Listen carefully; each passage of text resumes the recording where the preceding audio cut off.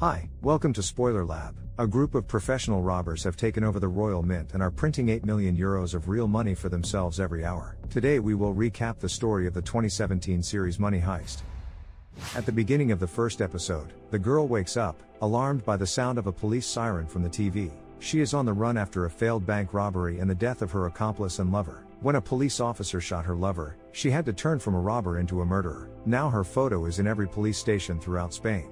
Hiding isn't in her nature, but she still has one last thing to do. She calls her mother from a phone booth and asks the woman to go outside, unaware that the police are watching her every move. Right when she was about to fall into a trap, a car pulls up to her. The driver warns her of an ambush waiting for her and shows pictures of the police surrounding her mother's house. The man invites her to take part in a special robbery. He is looking for people who have nothing to lose, and then offers them an unimaginable amount of loot, €2,400,000,000. Intrigued, the girl agrees to the deal. The man, who calls himself the Professor, recruits a team that is going to be preparing for the robbery of the century for the next 5 months. He brings them to his house outside the city and tells them the details of his plan.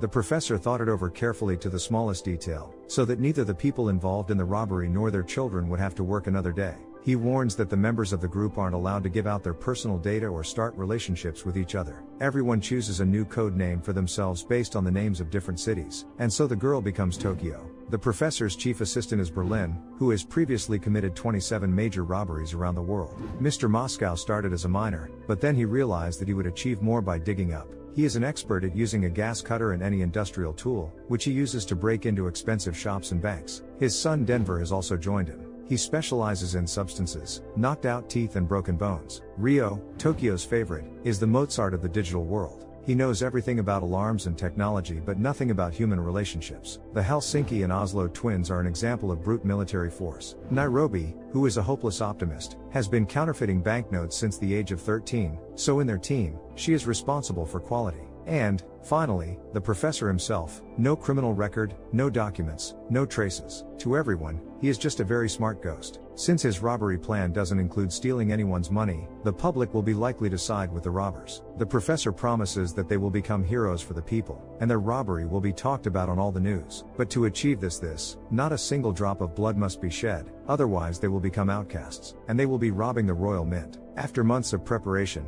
the team, dressed in red jumpsuits and wearing Salvador Dalí masks, goes to work. The Professor knew that there was only one way to get into the coin and stamp factory full of 3 tons of equipment and weapons. The team must get into a truck entering the mint with new rolls of money paper ready for printing. To intercept the vehicle, they need the national police uniform. The group blocks all communications, blocks the road, and stops the police car escorting the truck. Berlin changes into the police uniform and asks his partner to act casual. Meanwhile, a school bus with students from the British College is going to the museum at the factory. One of the students sits by herself and occasionally glances timidly at the school hottie Pablo. He catches her eye, sits next to her and asks her out. The girl immediately agrees, and they kiss. Disguised Tokyo and Nairobi also arrive there in their car. They must find a girl among the students, who everyone calls Lamb. The police car with Berlin passes the checks and enters the territory of the royal court. The students prepare for the tour and get accredited to visit the museum.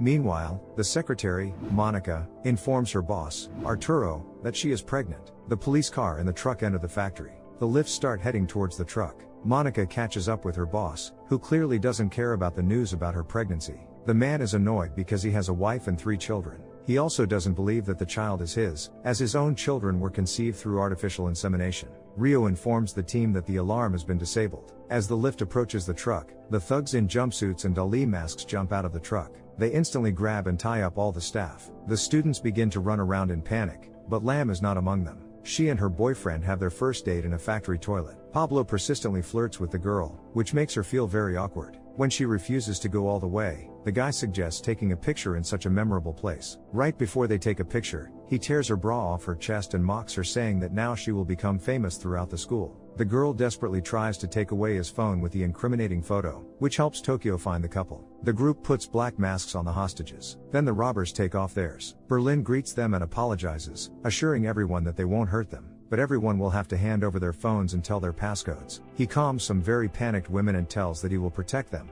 since they are also a part of their plan. Meanwhile, Moscow and his son open the safe and discover a lot of money. Denver is delighted and calls himself and his father the best. Moscow humbles the boy and says that he hasn't achieved anything yet to call himself the best. They were lucky that the robbery plan was thought out for them. Now they will get a chance for a better life and will no longer go to jail. Berlin asks Monica to answer the phone and say that the factory is closed for technical reasons. The woman lies so believably that she gets praised by Berlin. 20 minutes after the break-in, the robbers establish an analog connection with the professor. There are no other signals left inside. The doors are closed, the alarm doesn't work, and no one knows that they have taken over the Spanish Mint. Tokyo hangs all of the hostages' phones on a blackboard and thinks about last night. Ryo visits her to talk about the upcoming robbery. He fears that things might not go according to plan. He is serious about Tokyo. Ryo didn't get to buy a ring because they're locked in the house, but instead gives her an engagement medallion with his real name engraved on it. It turns out that all these months they were close, but the girl says that intimacy isn't love. Nevertheless, they plan to go to Tahiti when it's all over. But for now, they have one task for tomorrow: not to die. In the present, the professor orders the team to get ready to open the doors and turn on the alarm. The group stands in front of the entrance with bags filled with money and weapons at the ready. The hostages don't understand what is happening. Arturo tries to calm people down. Through the mask, he notices the bags full of money, which means the robbers will leave and everything will be fine. However, Berlin notices that Arturo is peeping. He removes his mask and intimidates the man. The robbers remember the professor's instructions. The most important thing is for the police to not figure out what they are really doing. They must believe that they only came there to rob. And once the shooting begins, the robbers will have no choice but to go back into the museum.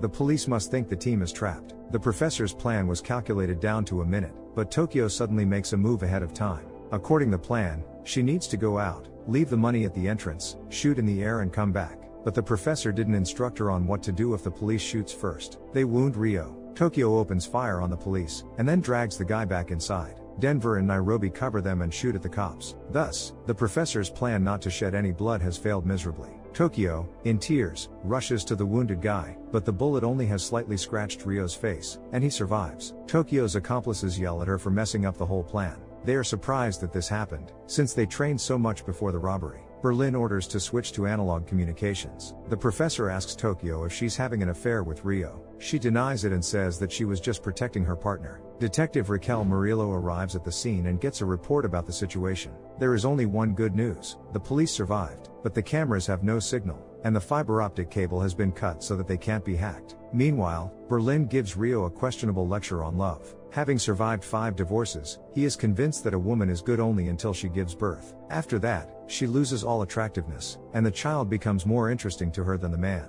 So, he thinks the guy should drop his romantic plans of marrying Tokyo and get ready to work. He orders him to get Lam, take her to the office and not leave her even for a second. The operational headquarters is deployed at the Mint. Raquel is unhappy about the presence of the secret services, but their representative explains that the place where the money is printed has now been taken over by the people with weapons. After several attempts, Raquel is able to get through to the professor. He asks her about the well-being of those who have been shot and is very happy to hear that everyone is alive. He apologizes for his metallic voice and asks for a helicopter so they can fly to Brazil. Out of nowhere, the professor asks what Raquel is wearing, as clothing can say a lot about a person. She could answer the question, but there are a lot of serious people present. She lists everyone who is currently listening in on their conversation. Deputy Police Inspector Angel comes to the phone and the professor offers him to get acquainted with the whole team. He speaks to everyone very politely, which confuses those around him.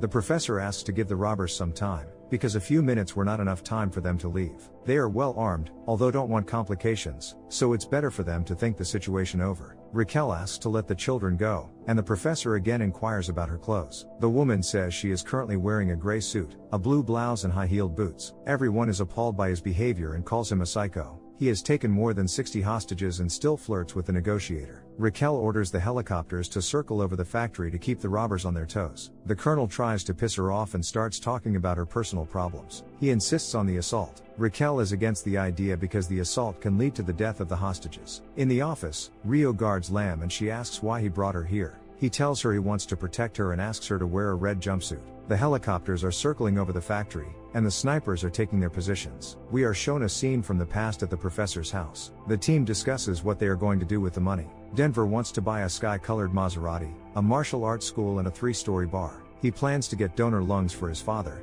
as they are completely ruined by smoking. Berlin has more sophisticated plans and wants his own winery in Provadia. Tokyo wants to buy an island, which gets everyone's approval. The professor says that even if they buy all these things, they will still have a lot of money left, so they need to dream big. Moscow wants to record an album with ballads and, as requested by the team, sings a song with his son. In the present, Berlin orders the hostages to take off their masks and announces that something unexpected has occurred. But, despite the helicopters, they will be given a couple hours of rest. He says that they will distribute sleeping bags, food and water to everyone. He also asks everyone to change into the same red jumpsuits as theirs. Arturo reports that there are disabled people, pregnant women and teenagers present here. He asks the robbers to let them go. Denver yells at the man, suddenly gives him a gun and demands to shoot him. Arturo refuses to shoot, so Denver points the gun at him and says that it's either shoot or be shot. In the end, the man agrees to shoot the robber, and, with a shaking hand, pulls the trigger. But no shot followed, and the gun turned out to be fake. Berlin reports that fake weapons will now be distributed to everyone, as they will need them in a few hours. Their job is to obey and trust them.